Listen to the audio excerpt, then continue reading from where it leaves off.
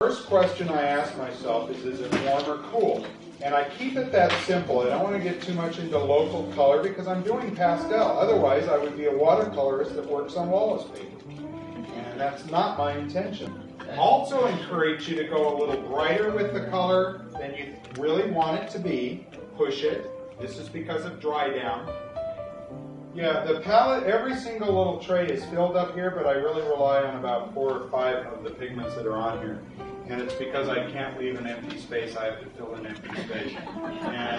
But I don't use a lot of them. And the foundation of the palette is about a series of warm and cools. And I would recommend in the beginning, so that you don't get into a lot of crazy, nervous, weird stuff with all the colors and possibilities, is to work with some muted tones. Burnt sienna, Payne's gray. Darker? Paint it darker and slightly brighter than you want the end result to be. You're going to get to see it. The nice part for all of you here is that we're in an old-time revival and you're getting a witnessing.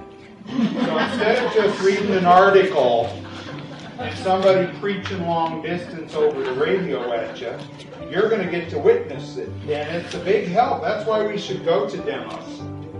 As working artists, the reason you should go to a demonstration is so that you can witness the process and take it in visually. Painting is a visual process, and we often grumble because somebody doesn't talk.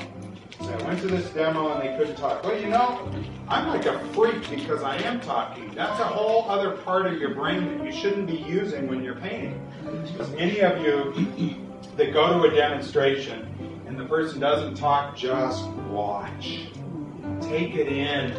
See how they hold the product, how they apply it to the surface, the choices they make, how those things change as it's drying.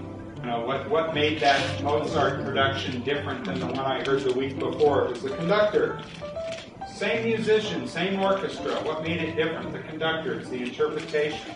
So you get the treat of not just a printed image. It's a pale representation of what they do, but you get to see the process.